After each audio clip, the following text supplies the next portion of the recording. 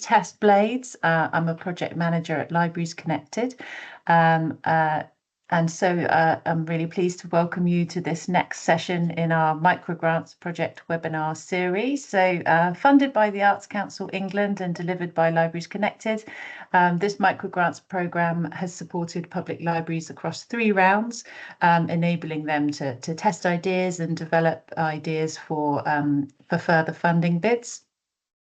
So applications for the final round closed in January, and funding is set to be awarded at the end of April. So this is a great opportunity to reflect on the journey so far and hear insights from projects funded through rounds 1 and 2. We're welcoming actually 3 library service representatives today to present case studies. I'm really excited to hear about those projects and to discuss what might happen next. So I just thought I'd give a bit of an update on where we are. Round 1 projects are well underway now, with libraries actively implementing their ideas and making impact in their communities. And round 2 saw 12 projects funded, expanding the reach of the programme. So they are actually on our Libraries Connected website. I can share a link in there afterwards if you're interested in reading about them. So based on feedback from the sector, we actually made a key change for round 3, which was to keep the application window open for the 2 full weeks. This has led to much higher number of proposals, so which really demonstrates the strong demand and enthusiasm for this funding opportunity.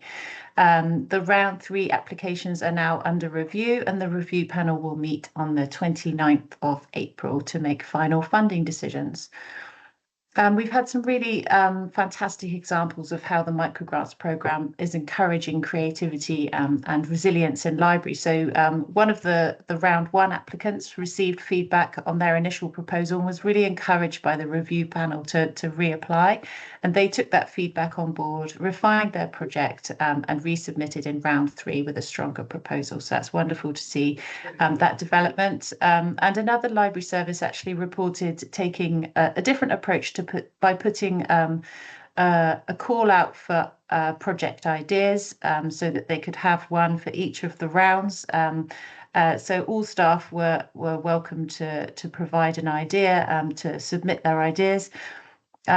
This led to strong applications in all 3 of those rounds, but it also left them with a bank of really great ideas, and some of which they plan to seek alternative funding for, while others were able to be implemented with minimal resources. So it's just lovely to see that generation of ideas and how they might be put into action either way, with funding or otherwise. So these stories really highlight the value of the Microgrants programme, not just in funding individual projects, but in sparking new ideas, collaboration and long-term innovation within the sector. So as I said, in terms of next steps, review of round 3 proposals is underway, and the decision will be communicated shortly after the review panel meeting on the 29th of April. Projects are expected to be completed within 6 months of funding being awarded. So all projects will be complete by the end of October 2025, which will be then followed by evaluation. And Libraries Connected will also be holding a fundraising webinar, so for all sorts of fundraising opportunities in May. So keep an eye out for more details on that. I put my email address there just in case you have any questions, but I'll just finish up by saying thanks again to Arts Council England for this funding for the Microgrants project. It's really already supported a variety of interesting initiatives, and I'm actually going to hand over now to Alison Houlihan from the Arts Council England. She's also a review panel member, so she's going to give us our reflections on the first 2 rounds and details on sort of other funding opportunities available through the Arts Council. Thanks, Alison. Thanks, Tess. Right, let me just share my screen before I start. This is where I have to do 2 things at once. I can't speak and concentrate at the same time. Right. There we go. Okay, go into present mode. Okay, hopefully you can all see that properly. So thanks, Tess. As Tess said, I work in the Libraries Development team for Arts Council England, and Tess has asked me to speak this morning about our reflections on the impact so far that this programme has had, any key takeaways we've got from rounds 1 or 2, and then possible next steps for funding that libraries can take after their microgrants applications. So let's start with impact so far. So what do we think the impact of the programme so far has been? So across rounds 1 and 2, 27 projects have been funded. And we know already that those projects will reach many people across England. And the range of communities that microgrant projects will engage is incredibly far-reaching. For example, Bristol Libraries project is working with the Gypsy Roma traveller communities. Cornwall's Sing Happy project is delivering singing sessions to adults aged 65 and over to reduce isolation and loneliness. Lancashire Libraries are working with people with early onset dementia, and Sefton Libraries are delivering an autism-friendly project. And we know already that the outcomes that will be achieved for these groups of people through these projects will be incredibly impactful. And we look forward to hearing more from the final project evaluations. Another aim of the programme has been to develop skills in the library sector and amongst library staff who may not usually have the opportunity to undertake this type of funded project work. From the applications, we've seen a wide range of job titles taking the lead on the projects. And as a result, library staff are developing skills around bid writing and fundraising, all elements of project management. So that's building partnerships, managing timelines and budgets, marketing and comms and procurement, and skills around programming as well. And it's this skills development that's really impactful, and it's building and future-proofing a resilient library workforce. And then connected to the skills development is the inevitable confidence that follows. So being part of Microgrants programme will hopefully increase confidence, which has the potential to be incredibly impactful for our library sector, leading to confident workforce that can make braver and even more ambitious and innovative decisions. So key takeaways. So we're 2 rounds in, as Tess said, round 3 applications being considered next month.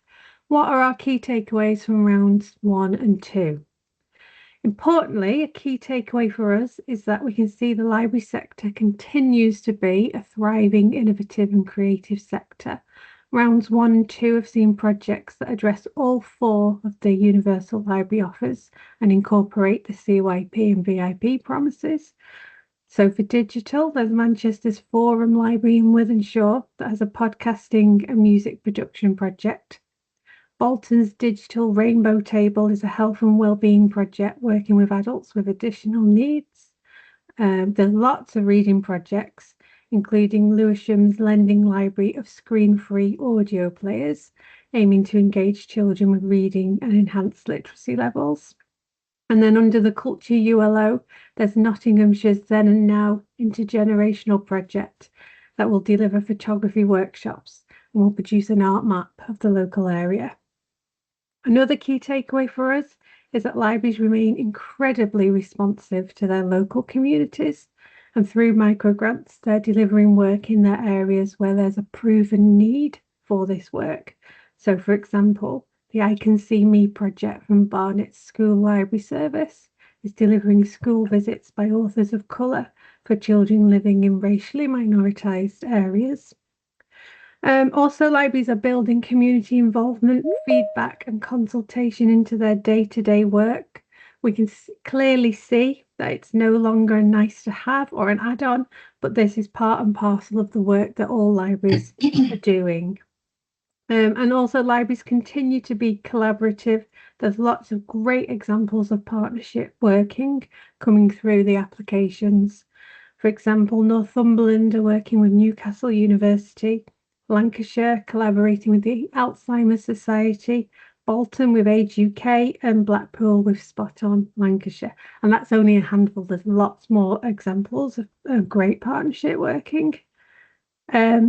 Also, an important takeaway for us is that libraries are skilled in incorporating data and evidence into their proposals.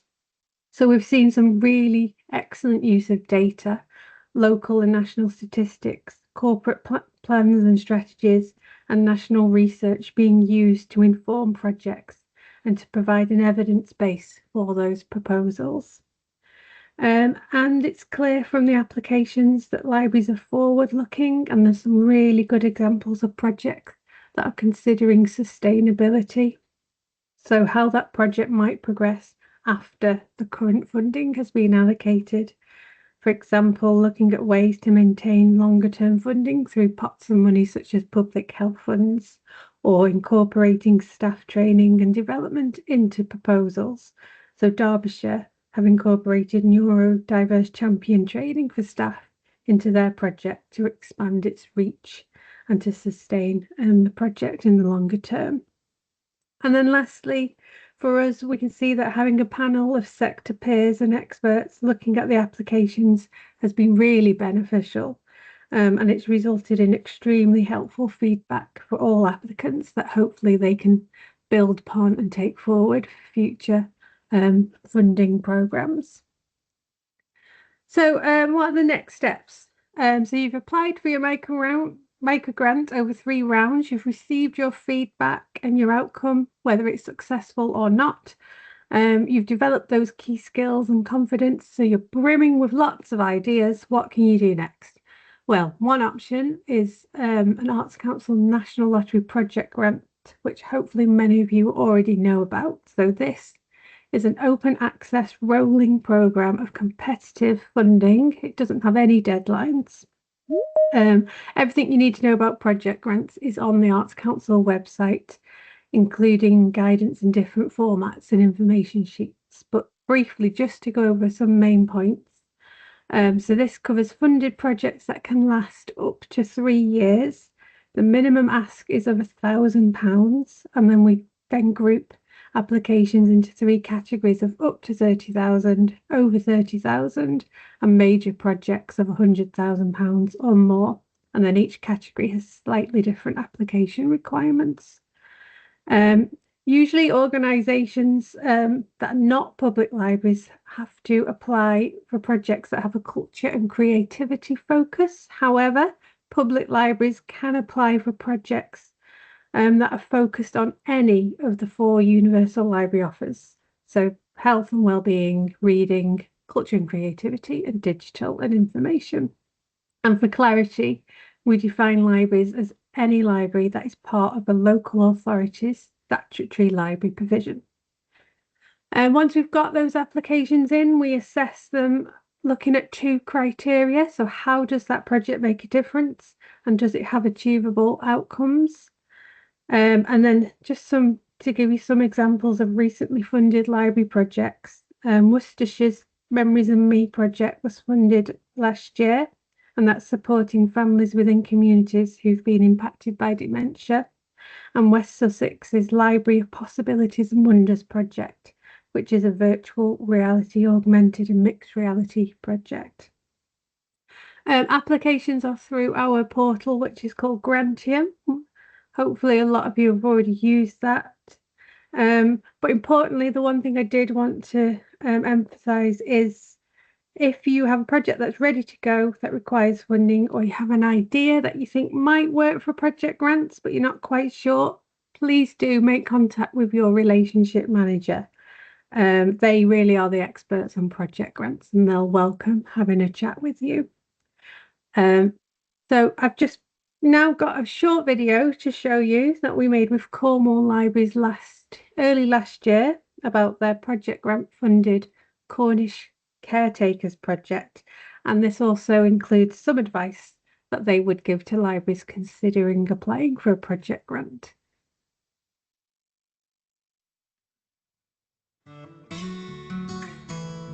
My name is Emma Moles. I'm the Young People's Library Service Manager for Cornwall Libraries.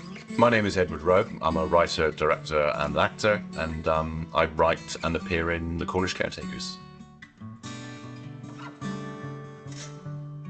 The Cornish Caretakers is a show, a two-hander that we perform in libraries and schools and community centres that quite simply brings to life Cornish history and Cornish heritage.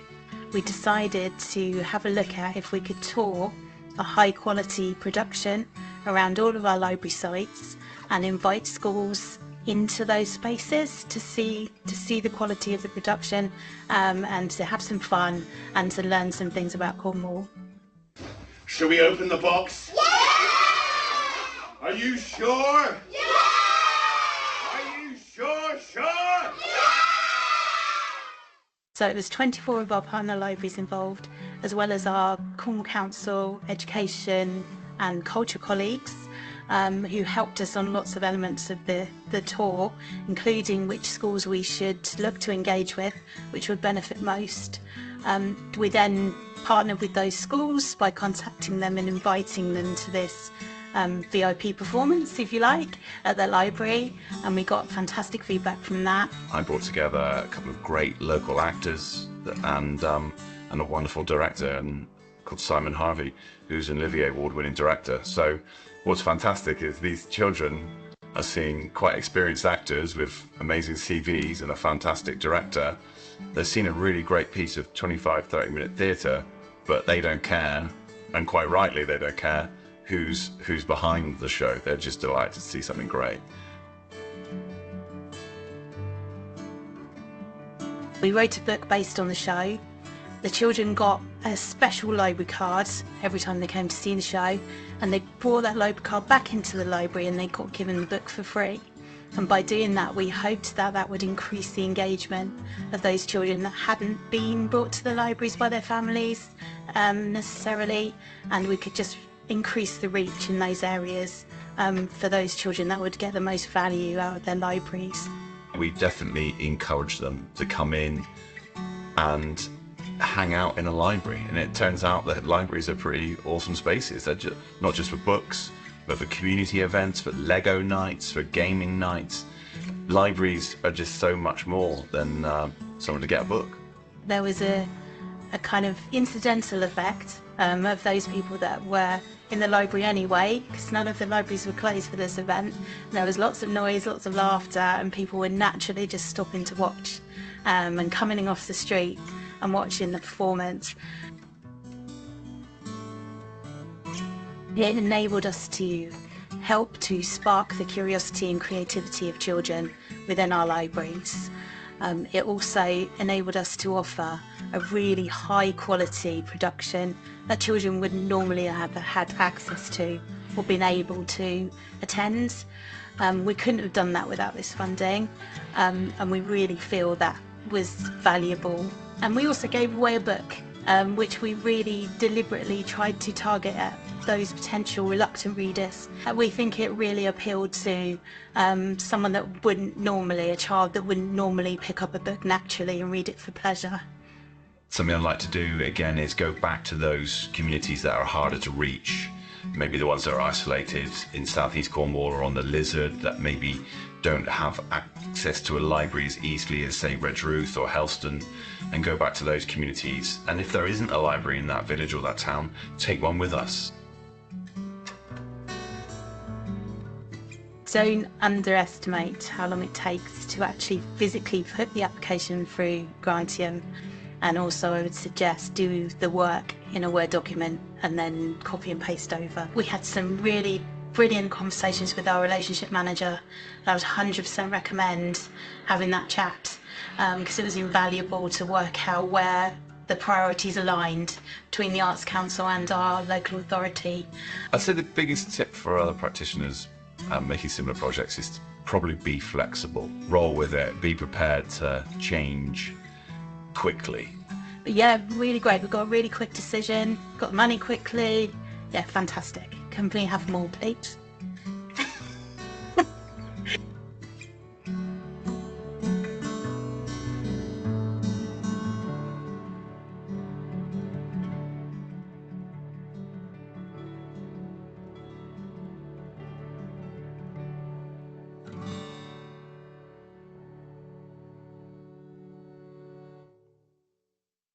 There we go. That's just a short video to show you the impact that project grants can have. So thank you everyone for listening to me this morning. There's our email address there. Please do contact us if you have any questions about project grants or anything I've spoken about this morning. Thank you. Amazing. Thank you, Alison. It's really great to have that sort of practical advice of how people can take their projects forward, and it's great to have the support of the relationship managers. So thanks so much for that. And you won't believe this, we didn't actually plan this, but we now have Cornwall Libraries. So we have Sarah Marsh from Cornwall Libraries talking about their project that was funded through Microgrants, Callington Library Choir 65 plus. Hi, Sarah. Hello. Hi, thanks for having me. While I'm talking to you, I'm actually in the other room from a Sing Happy session, which is starting at 10:30. So if I start talking louder, that's why. So what I'd like to say first of all is that the idea was as a result of talking to Gloucestershire Libraries, a lady called Sally. She inspired this project because they were already doing library choirs, and I knew that in Cornwall, in East Cornwall and Callington, we had particularly around Callington, over 65, so quite a high number of people, and also that was from the statistics. But the feedback from people, especially after the pandemic, was that there was a lot of social isolation, and that was from information from our discussions in the community with primary care network, whether it's like the social prescribers, volunteer Cornwall community makers, and local groups. So it kind of like all happened at the right time, that conversation. And I thought, well, okay, let's kind of, we know there's choirs around, let's do something for health and well-being. It's just fun, relaxed, you don't need to be able to sing. Essentially it's kind of a rhyme time for adults with instruments.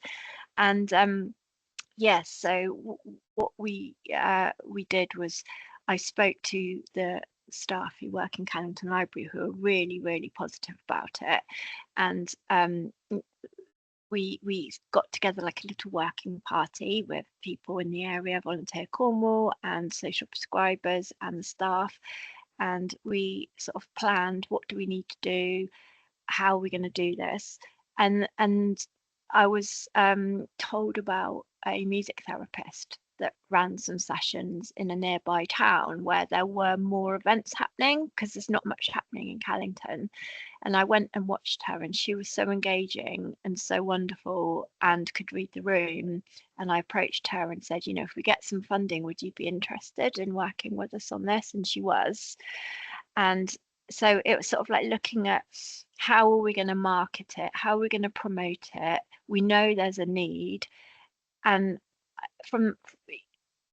it's always been difficult to get people to come into events sometimes. So we had to make sure that it was accessible for people. And what we did was we linked up with a local group to make sure that anyone that might be able to come but couldn't get here would have access to transport. So, we could get some volunteers to pick them up. And then we worked with Volunteer Cornwall, and we got some really good posters put together, and then distributed those around the health centres. The health centres were brilliant, and the community nurses took them around as well.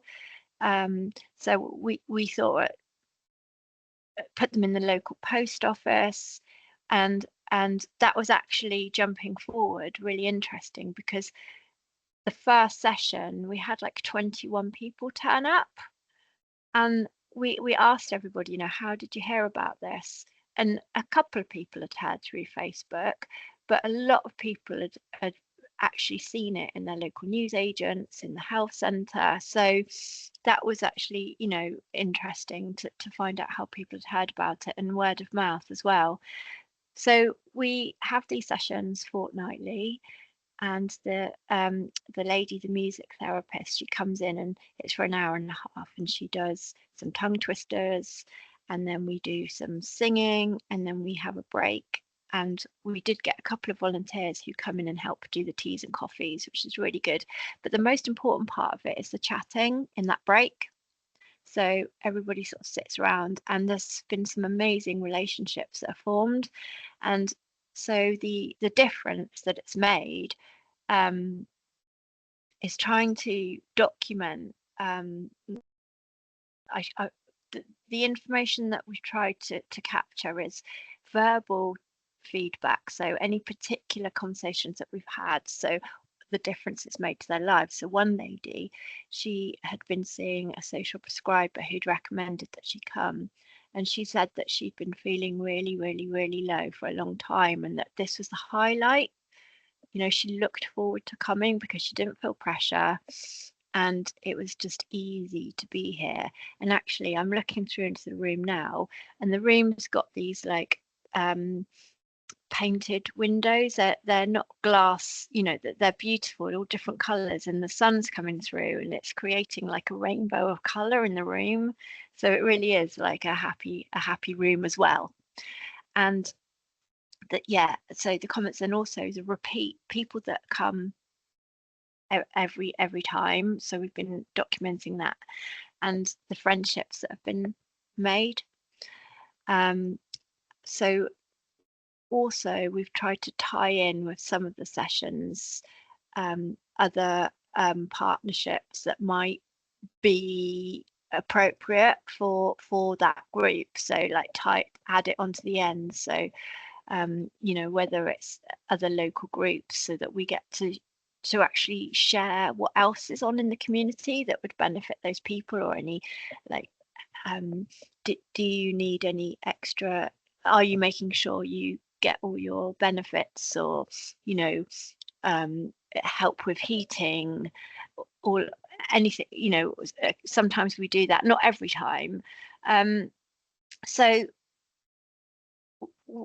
having this money has enabled us to pay somebody who is very experienced with dealing, you know, with working with, whether it's people with learning disabilities, whether it's people living with dementia, whether it's people, just anybody. But what it means is that we can have a room of people who are generally all over 65. Some people really struggle in a social situation, and Teresa, the lady, is able to kind of facilitate the session in a way that feels comfortable for everybody. And I think I'd say that's really important, is to, and I was told, is to get somebody that can help, you know, make it work. And it's also really important to have a couple of volunteers who are really happy to sit in a break and chat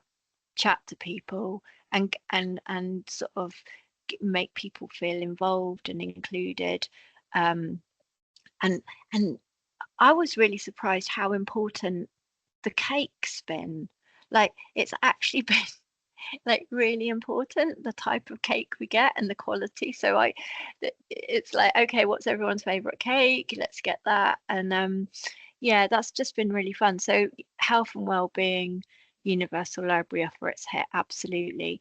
I think the difference it's made, I've captured so many quotes, and what's important now is this has enabled us to fund it for a year, but what's important now is to be able to make it sustainable. So it has caught the attention of you know, local members. It's been promoted. I got a lot of support from Cornwall Council communications team, and it's sort of been quite a good hook, I don't know, for the libraries to say, look, this is really good. We put a little video on our Facebook page to promote it, and what I'd like to be able to do now is roll it out to other libraries, we're putting together like a mini toolkit so that, because other libraries are interested in doing this, like exactly the stages we went through to be able to make it work. Sorry, that was all in a bit of a, I came back from a holiday yesterday, so I'm really jet lagged. You're doing a great Sorry. job. There's a couple of questions actually in the chat. Okay, let me look at them. How often do you run the sessions? That's Right, the first one. okay, sorry. So we do it every other week. So once a fortnight. And Great. we publish a poster. I haven't got it, but what we do is we do it for each sort of like 6 sessions. So, and we do these big, so it's really clear for everybody what dates, what time, and we also do little leaflets to give out to everybody so they can remember, and put it on all social media channels as well. And every time we do it, we got into like a routine, like I set a reminder off my calendar, so we send it out to everybody that is helping us promote it. And I think that's been key, is getting the health, like the primary care team on board, the local surgery and everyone. They've been really, really supportive of it. Okay, health and how much funding? I asked for £3,000. And what that's covering is the cost of the music therapist, and she brings instruments, she brings song sheets, and she's a character in herself. And actually, this week, for the first week, she's on holiday. So what she did the last time was she went through with a couple of members of our staff what to do. She's left sheets. We've got all the instruments. They've got the music, and because of like the camaraderie with the group, they're all sort of like having a bit of fun with it. So partly that makes me think maybe this might be a way of, after, we could continue that from learning from her and see how we go. But I think I'd like to actually do a bigger funding bid to roll it out, because this format works so well. And I think it's recognizing, isn't it, that experience of somebody, she's got that over years and she knows what she's doing. Our experience is making sure we talk to the people and we can signpost to all the other facilities the library can provide for the people, and a lot of them now come in that didn't ever used to come into the library. They hadn't been to the library before, they didn't realize how relaxing it was, other things that we do. So it's Amazing. Yeah, it sounds like you've got a really strong network there. So linking those services and getting the message out there. So thanks so much for sharing, Sarah. That's amazing. No, I think it's built partnerships in the area as well, like not just with us, between other people, because we've all been linking people up together. So it's been sort of like, that's been a side benefit of it. So thank you for giving us the funding. Excellent. Thank you. Doing a smashing job. So I'm going to move on now to Katie from Northumberland Library Service, who's going to talk through her Make Mine manga project. Hi, Katie. Hi. Yeah. Excuse me. I'll just share my screen, which will definitely work the first time.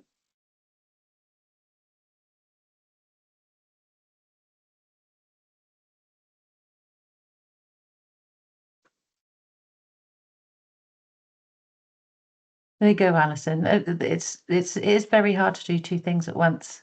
It is. Right. So I assume everyone can see that. Yeah. Yeah, we can see it. Okay, good. Because now I can't see anybody. So, yeah. So I'm just going to quickly talk through our project that we put in a bid for. So we were part of the second round of bids. So the project hasn't started yet. We're sort of still in the initial planning stages. But basically, so lots of you might have heard of the touring exhibition that the Lakes International Comics Festival offer. which is a Make Mine manga exhibition, which sort of came to our attention and was something I was really interested in. We've sort of had like a bubbling interest in sort of manga, just sort of brewing away in the background. And we did a couple of sort of one-off events that were really popular. And obviously, you'll know, working in libraries, that sort of comics, graphic novels, that sort of things, all becoming really popular, especially among sort of children and young adults. So we wanted to sort of jump on that, get this exhibition over to Northumberland, but also to build a programme of events around it. So it wasn't just, here, come and look at the exhibition and leave again. We wanted it to have an impact and make a difference to sort of our library service offer. So we're sort of looking to build a programme of events, including talks and workshops, working with sort of British artists who are manga inspired. That's on my next slide. Yes, like I said, we want to provide more than just the exhibition. Sorry, Events, Katie. sorry, The slides are they moving along for other people? I can just see the headline slide at the moment. Oh, don't know. It doesn't seem to be on presentation mode for us. I don't know if you've got two screens or if it's just sort of got stuck. Oh, okay. Hold on 2 seconds. Not sure why that is.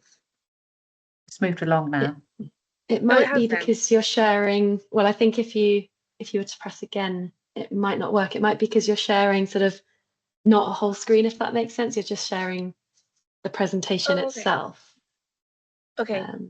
So what can you see? Sorry. We can now see the Y slide. Right.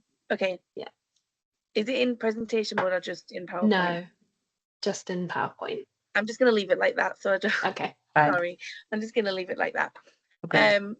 Yeah. So we wanted to include additional stock as well, so that we can sort of, to go along with it, have sort of a lasting, you know, a really good, high quality, diverse manga collection.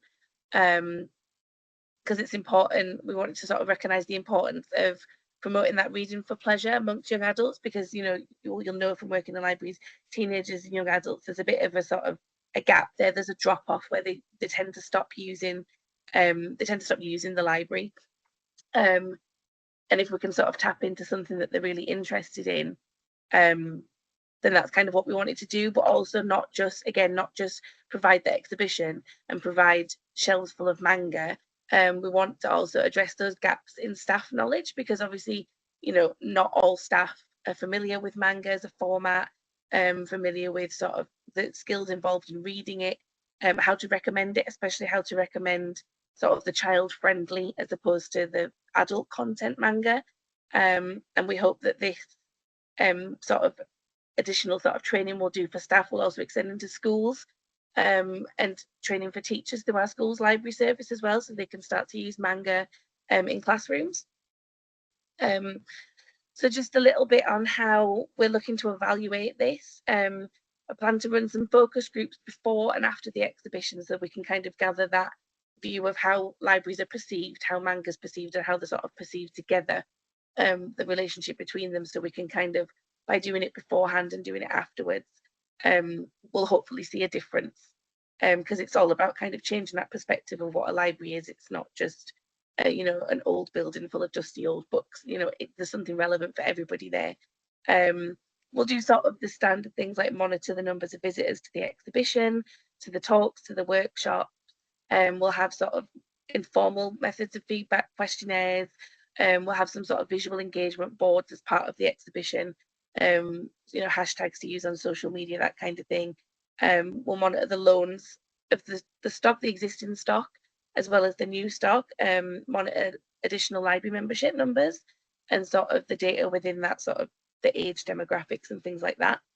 Again, it's all just about making sure we're not just setting up an exhibition and leaving people to browse it and that's it. Yeah, so we just kind of how we anticipate like the legacy of this, sort of once the exhibition's over. We don't want it to just be sort of, oh, you know, once we had a manga exhibition.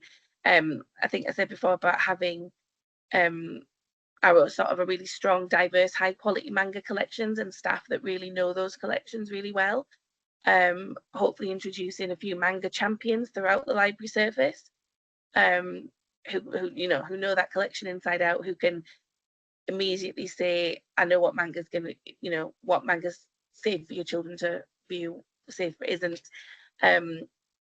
Empowering teachers through our school's library service work to use manga in the classroom and see its value, as well as graphic novels and comics in general. And we hope that there'll be sort of new groups come out of this, new volunteers. Maybe like, obviously we've got book groups, reading groups, but there could be manga reading groups. And that changed perception of the library and what it is and what we offer and like sort of who it's for. Some of the partners we're sort of looking to work with. I think somebody mentioned before about Newcastle University, so we've got some connections with sort of Northeast universities who have sort of art students, or they also have volunteer programs. So we've ran a manga workshop before as part of Newcastle University's volunteer program. So we had an artist from there came and did a manga drawing workshop with children, which was really popular. So definitely more things like that, as well as our own sort of local artists and illustrators. And like I said before, it's not just focusing on manga artists, it can be British artists who have been inspired by manga. We're also going to work, we have sort of good sort of partnership working relationships with family hubs anyway. So we'll use those existing relationships to sort of work with targeted groups. One of the areas we're keen to look at is home educated children who maybe don't get the same opportunities that children who attend school get, where they get invited into libraries for school sessions, or they have authors and people going into schools. So hopefully we can do things like that, as well as different groups like looked after children, refugees, asylum seekers, and hopefully run some sessions that are sort of like neurodiverse friendly. And we've also been speaking to Bobby Joseph, who's the UK Comics Laureate, which was actually a recommendation following the application, that we get in touch with him. And he's really keen to work with us as well, just on doing some workshops and talks and things like that. So it's kind of opened up to a sort of a wide range of people we could potentially work with. The next slide is just a little bit about the application process, just for sort of information for people. I thought that the way the sort of application was laid out, the different sections, the different questions, they kind of were really well worded, and they sort of acted as like helpful prompts. So I knew the sorts of things I needed to think about and the sorts of things I needed to include and consider. It made me think a lot about the legacy of the project, whereas maybe I hadn't considered that as in depth before. Having that word limit helps keep it concise, because I tend to waffle, in case you can't tell. I think maybe the feedback that you get from the application process is really helpful. Although obviously our application was successful, there were still suggestions of how we could make more bids, like future bids, stronger, like including a breakdown of the costs, different things like that, because this was the first funding bid application I've ever done. I basically had no clue what I was doing. But like I said, the process was really easy, and that helped me do it. And then now I've got that feedback, I've got a little bit more confidence in doing funding bids in the future. So the whole process was just very positive. And that's my last slide. I think that's it. Sorry, I really whizzed through that. Oh, it's fantastic. Thank you, Katie. Does anyone have any questions for Katie? It's amazing that you've connected with the Comic Laureate. That's such good news. I'm really, really pleased for you. Can you tell us a little more about the format of the exhibition? Yes, the exhibition is it comes as it's sort of a package, really. So it comes as sort of pull-up panels,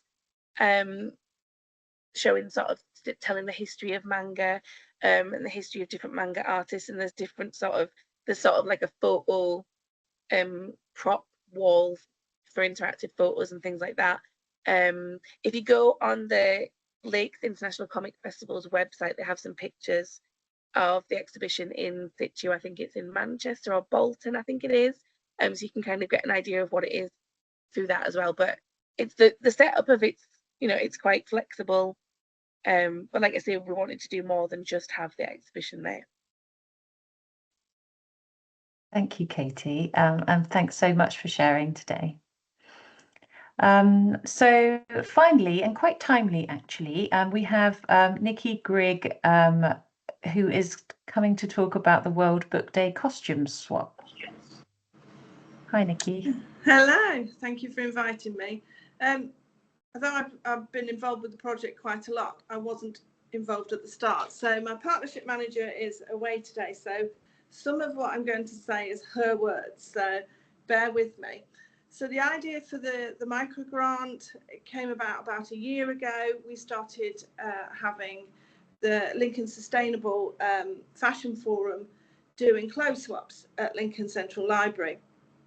And we thought, I wonder if we put a rail up with some kids' costumes on, whether it would help families to bring a costume that they'd done for World Book Day that was possibly too small, and swap it for another costume that would fit, that would help families. Obviously, it's sustainable, etc. So we popped a rail up, and it went really well. So we quickly bought another 2 and put them in Sleaford Library and Stamford Library, and got really good feedback from families saying, oh, you've been a lifesaver. We were really worried about what costumes to make. So the kind of idea for the microgrant bid started 1 year ago from that partnership. So we thought, when we looked at the microgrant criteria, we thought, well, we'd like to roll this out to all 14 libraries in Lincolnshire, which we sort of planned, etc. And then as we were sort of discussing it, we were going, well, would it be nice if we could do some creative makes during our half-term holidays just before World Book Day? And instead of, because we always do craft sessions, maybe that children like to come in and make a costume. So we kind of thought about that a bit, and then we kind of moved on and said, well, yeah, okay, yeah, but if some kids come and make a costume, other children might not be able to make their sessions. So could we do something that, like a handout with quick, easy makes, like an emergency pack for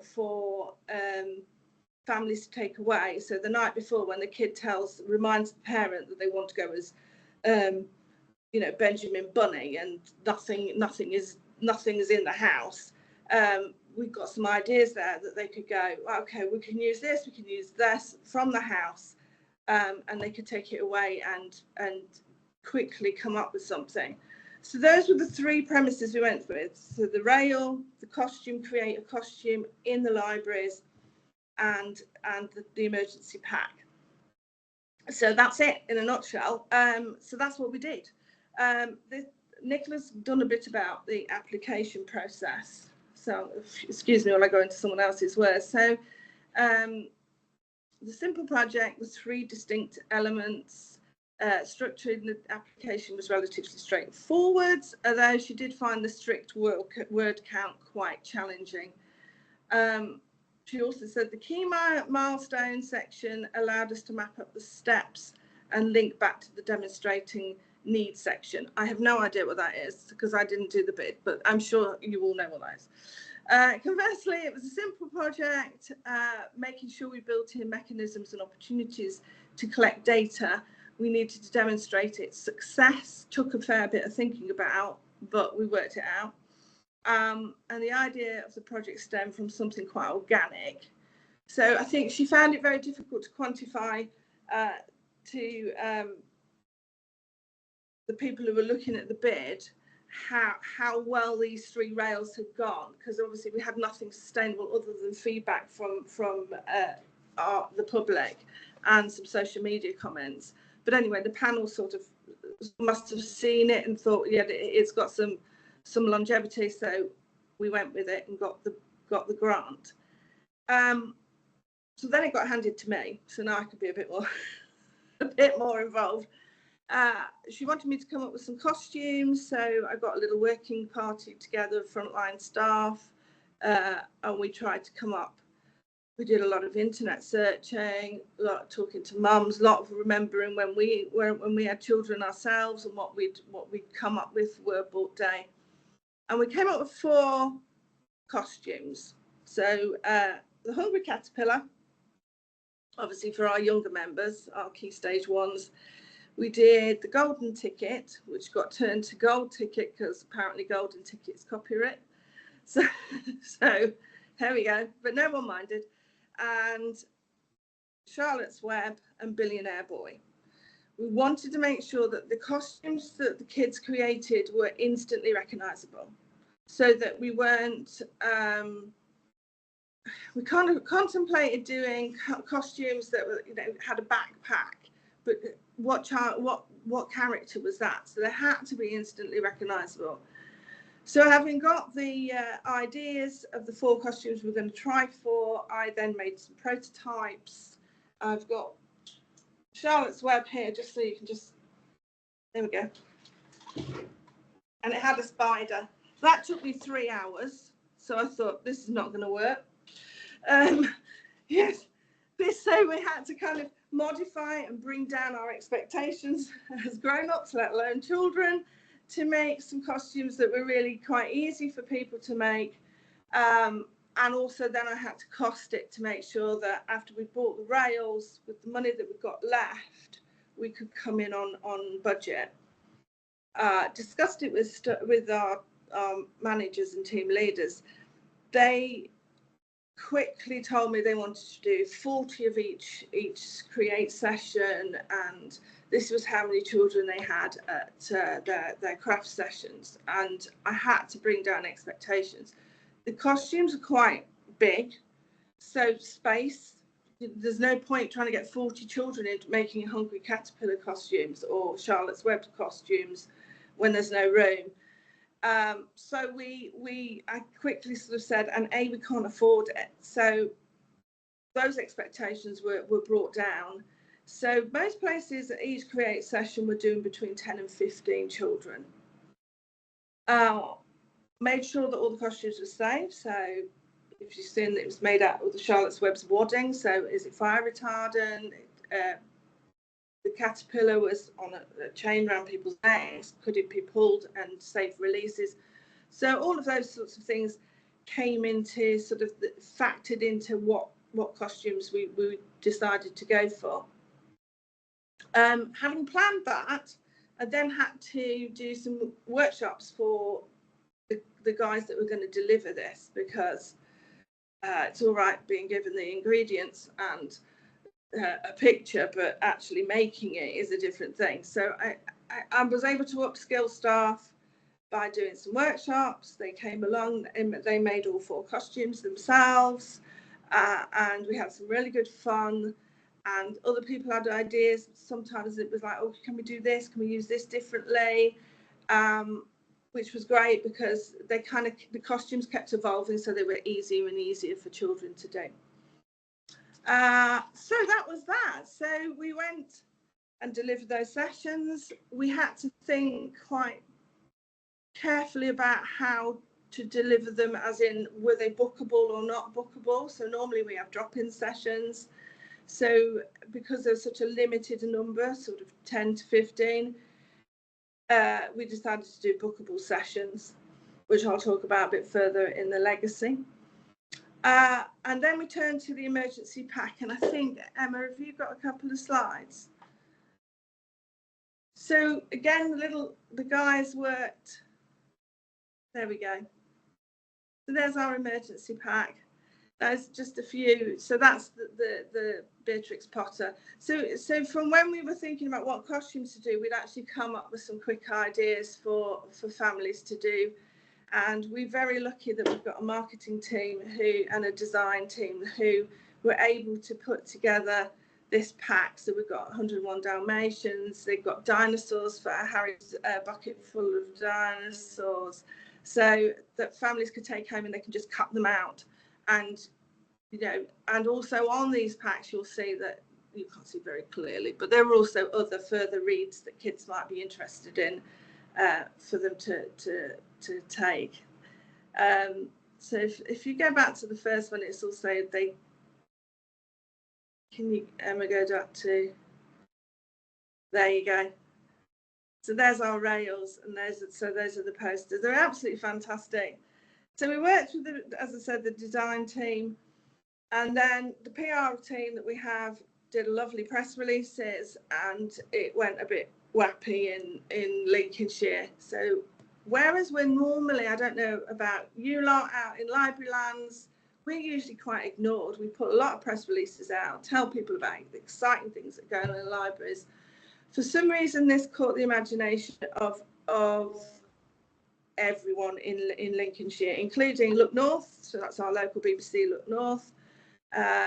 They came and sent an interviewer and a camera guy, and they had me spinning around like a loony in the costumes, looking like a daft Wonder Woman. We went on Radio Lincolnshire. We were in the press, which is quite interesting.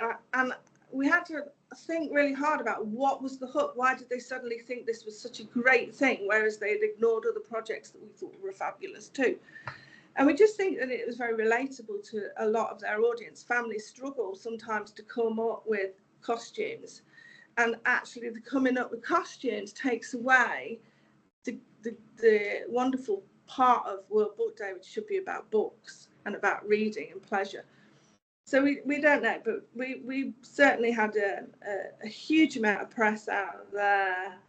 Social media responses were enormous. We had 200 shares and 60,000 views. So that again was, obviously we got it on our platforms, but everyone was really interested. So the impact and legacy of it, obviously it's still going. Emergency packs are going out as we speak. Parents are panicking. Hopefully not too much, because hopefully we've helped a lot of them in Lincolnshire. Mixed approach. So the booking system, again, this worked in some places, and they were generally the places that did a booking system for some of the reading challenge. The places where normally kids just come in and drop in found it quite difficult to get people to book onto a session, but we still managed to get the sessions full because kids were coming in anyway, and we would just say, hi, do you want to come and make a costume? Do you want to come and create something? And they'd be like, yeah. And so they would sit down. So the resources were used, and we certainly hit the 400. I think we did nearly 450 costumes. But it was a bit of a struggle. And I think in the future, we would market it differently, because we market it as come and create a costume for World Book Day. And I think actually what we should have said, come to a creator session and you'll create a costume which you could use for World Book Day. Because you know what kids are like? They're like, I want to go as Lilac Fairy. And that you're never going to persuade them differently. But then they'd missed out on a great session where they got to create. So I think that's one thing we would do differently in the future. The rails will go out again. Obviously, they'll be there for Halloween, and we will continue to do the children's swaps for different events. And also, I think it's been a really great thing to do. In all 14 libraries, we're producing exactly the same thing. So it's really qualitative. It's been an interesting project, which I think will take forward to Summer Reading Challenge, where we'll probably come up with strong ideas, upskill our staff so that they feel confident to produce it and send it out there. So yeah, that's it. Any questions? Thank you, Nikki. I'm aware that we're at time, but we are recording. So if you have a few minutes to answer a few questions, then anyone who needs to leave, you can pick it up afterwards. So someone asked, would you be prepared to share the maker costume and emergency pack worksheets? I can certainly ask, yes. I'm sure they would. I mean, I think if you look on the reading agency, they did some emergency sheets as well, which was really strange, because when I was looking for ideas, I found them. We've just come up with the same idea. But yeah, I shall certainly ask. Oh, they look great. And then this question is many questions, so hold on to your hats. Okay. How do you make sure the costumes are clean and safe? And what is the process of people taking costumes? I'll stop there. So clean and safe, very interesting. Obviously there's kite marks, particularly since I don't know if you remember, Claudia Winkelmann's poor daughter went up in the flames with a Halloween costume. So there are strong kite marks now that you need to be looking at. So anything that's put on the rail, we generally go and check it a couple of times a day just to make sure that they've got the kite marks. We did get given 450 costumes from a local fancy dress outlet, which was really kind for us to spread around Lincolnshire. And they all had the right kite marks, so it kind of gave us an idea. Clean, you just have to hope that people bring them in. It's a bit like a charity shop. You have to hope that somebody brings something decent in. If somebody hasn't got something to take in, we certainly wouldn't stop them from borrowing anything. All the rails are just sort of sat in the children's area for parents to use. There's no real prescription. You've got to bring something before you can take. You could take if you wished. What was the next one? What is the process for? Okay, yeah. So where do you store them afterwards? And how long do you do it for? So we've done it for over a month this time, and Halloween we usually do for a month, and anything else is just packed up. If it's a small library and they haven't got lots of room, they can send it to Lincoln Central. We store it here and we'll send it back out to them. But most places have got, you just get like a big sack afterwards of put it in the corner. Amazing. And where do you advertise it to reach those families who most need it? Do you work in partnership with anyone? We did it all on our social media platforms. We sent it out to schools via the internal schools, Lincolnshire County Council, so that went out and hopefully went on all the parent mails. There were posters everywhere. We sent it out to Primary Times, which is like a local, kids events thing. We sent it out to anywhere really we could think of that might reach children, our homeschoolers. Just use the contacts we've got, really. Excellent, thank you. And is this an ongoing thing, or was the funding just for World Book Day events? It was just for World Book Day, although the legacy is obviously we've still got the rails, so we can utilise it. But we'd like to do something similar. It was a microgrant, so I think we had 1,800. Yeah, you've definitely made a splash. It was amazing to see it coming through on the BBC. I was like, yeah, it's amazing. Yeah, you just don't know what's going to resonate, do you? No. So thanks so much. That's really interesting. And all of the case studies have just been fantastic today. So thank you to everyone. We do ask if you could possibly complete the evaluation of the webinar. We'll send this out with the recording and the slides after the session. And yeah, so just do keep your eyes peeled for that fundraising webinar in May, which will be advertised in the normal way through Libraries Connected. Thank you, everyone.